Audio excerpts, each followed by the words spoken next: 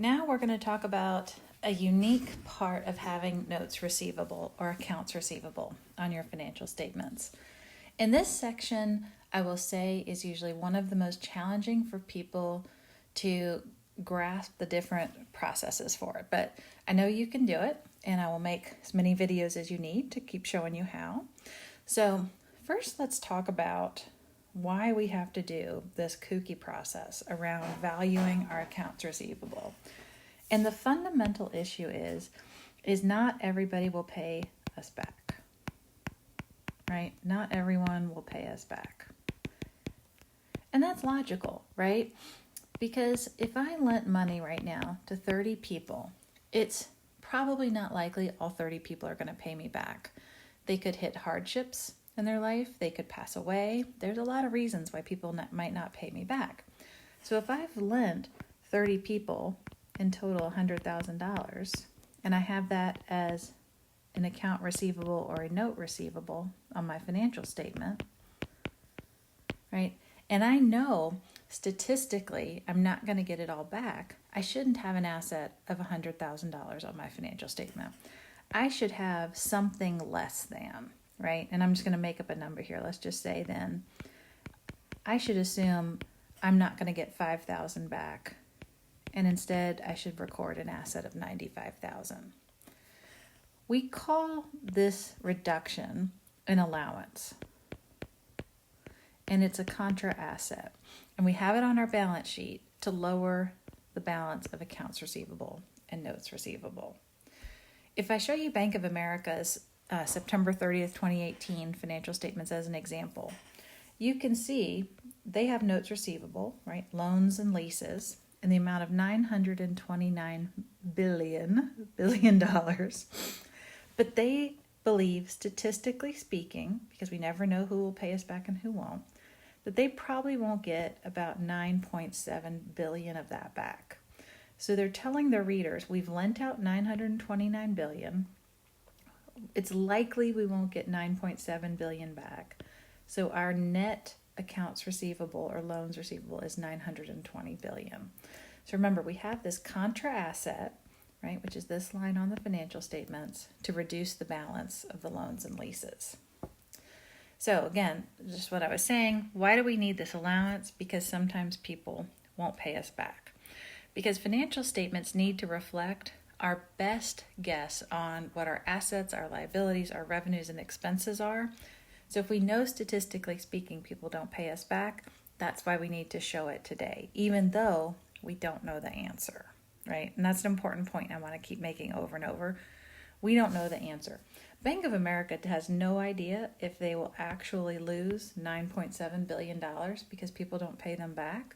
It's their best guess today, right? And that's what they're trying to tell the readers of their financial statements. Now, one of the most challenging parts when we start coming up with how to make a journal entry for that allowance is a lot of times we're solving. We're solving for what the entry needs to be based on the needed balance. And that can trip people up, but I want to review with you how we've done this with supplies because it's the exact same thing, right? So if I started my year with $1,000 in supplies and I went to the supply closet and I have $400 left, I would know I need a credit of $600, right? $600 credit to get to the balance I needed. When we do our journal entries for uncollectible accounts, it's going to be exactly the same thing. In most cases, you're going to be given a balance. You might be given a few transactions, and then you're going to calculate using some information what the balance needs to be, right? And so when you calculate what the balance needs to be, you'll have to come up with your journal entry to get from the beginning balance to the needed balance. And in this case, you can see we need to get there with a credit of $1,500. Now, what if, for example, we had a debit balance as our starting balance? Because for a whole host of reasons we'll talk about in another video, we could end up with that. How do we get from that debit balance of $500 to the needed credit balance? Well, in this case, we have to do a credit of $2,500. right? And that gets us to the ending balance of 2,000. Either way, we're just solving for the journal entry. All right, so how do we figure out that ending balance, right? How do we do that? Well, honestly, it's just a guess. Now, at large companies and even small companies, that guess just can't be somebody sitting at their desk being like, today I think the number is 10. No, there's some sort of methodology that you're employing that helps you come up with that guess. And there's a couple different methodologies that are accepted out there. One is you're just going to take a percentage of your receivables, right? That says, you know what, in general, I tend to lose 2% of my receivables, right? So you could just use that as your guess, and you'd base it on your past experience. You could base it on your sales. You should say, I tend to always lose 5% of my sales. That tends to be about how much of my receivables go bad. We could age our receivables, which means we're going to look at how long it's been since somebody paid us and then assess how likely it is that we're not going to get it back. And we're going to do all three of these methods in this class. What we won't do is what large financial institutions go through, which is they have complex models taking into account all sorts of borrower information, economic information, etc. When I'm filming this, which is in fall 2020, we're still in the middle of the pandemic, and I will tell you the pandemic has thrown those models into a lot of disarray. Okay, so again, these are the steps. I want you to save this page so that you can come back to it. How do I figure out my uncollectible account, right? How do I go through all the problems I'm doing on the problem set or in class? First is I have to know my accounts receivable balance, right? Because it's the accounts receivable we're trying to figure out whether or not we're getting it back. Then I'm going to solve for the uncollectible account balance, right? Not the entry, the balance. And I'm going to use the different methods, aging, percentage of receivables, sales, etc. And then I have to figure out what entries needed to get there, right? Now, number one thing I want you to use in every one of these are T accounts. Always have a T account for accounts receivable, because a lot of times you're going to need that balance to figure out your entry, and then a T account for your allowance. Right? So the data in accounts receivable is needed usually to come up with that ending balance. And then you'll solve for the entry. Okay, so refer back to this often. Okay, so let's start with percentage of receivables method.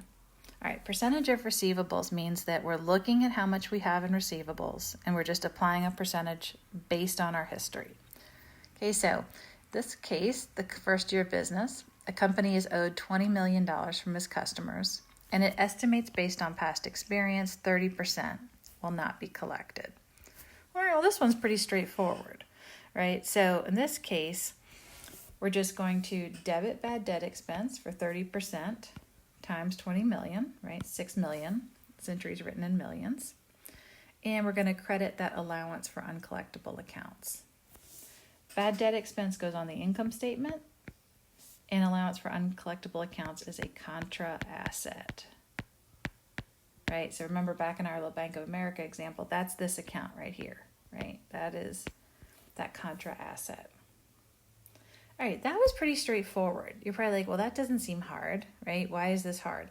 Well, we're going to make it a little bit harder as we go along. But again, let's look and see what this looks like on the income statement. We have our credit sales. We have bad debt expense. We can see that the partial income statement shows that that bad debt expense lowers our income. Okay, so now let's do it a little bit. Let's look at this view first. So in this case, right, we had made an entry for $6 million to this contra account. So let's look on the balance sheet. What we're saying, this is a little bit of a busy picture, but let's just focus on December 31st, which is right here.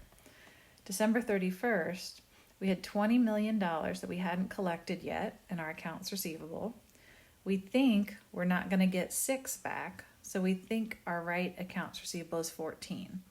If we were spot on and we had this correct, next year people would pay us back 14 and they wouldn't pay us back 6. Okay, so Let's look at another example. Let's look at an example where we're going to use the aging method. And this one can confuse folks, but it's the same exact philosophy.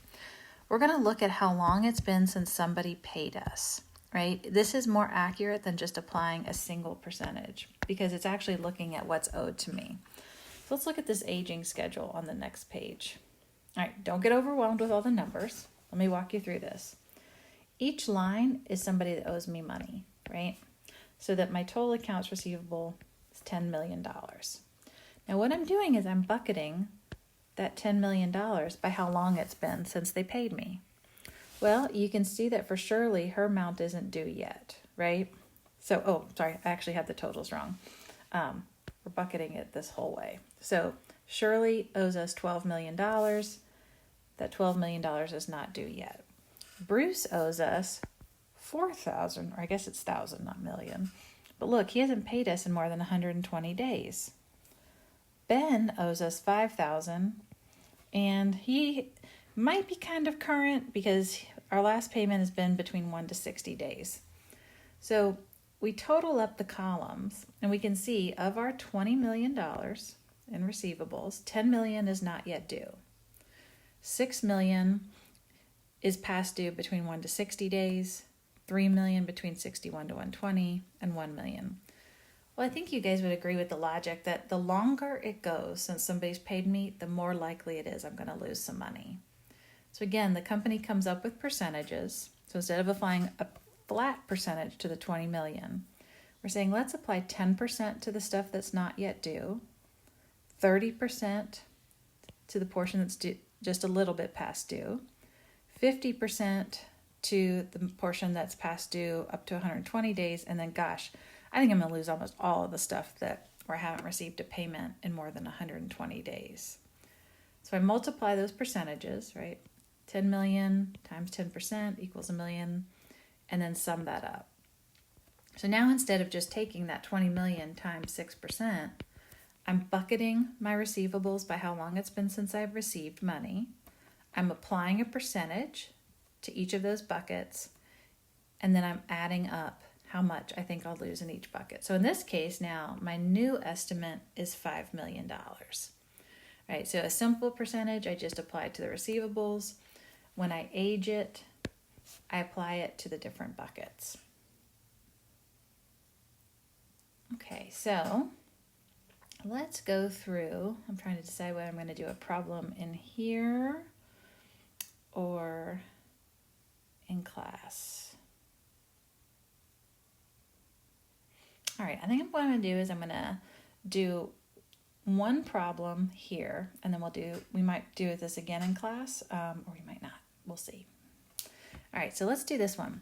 In this case, we've got Tide Corporation that has accounts receivable of $120,000, and they have allowance for uncollectible accounts of a $4,000 debit. Now, I've told you, do those T accounts immediately, right? So my accounts receivable is $120,000.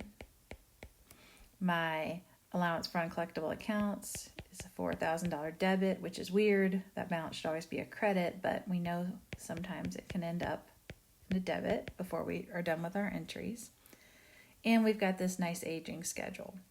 So remember, my goal is to figure out the balance so that I can back into the needed entry.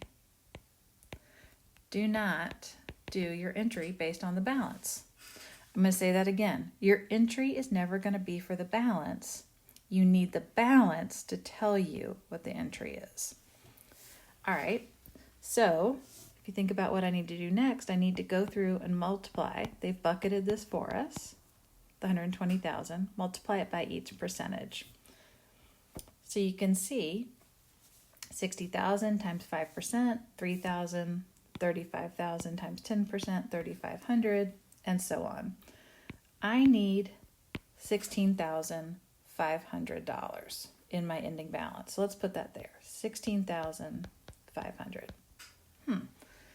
How do I get from a debit balance of $4,000 to a credit balance of $16,500? I need a credit of $20,500. And so my journal entry will be a credit to the allowance for uncollectible accounts of $20,500 and a debit to bad debt expense.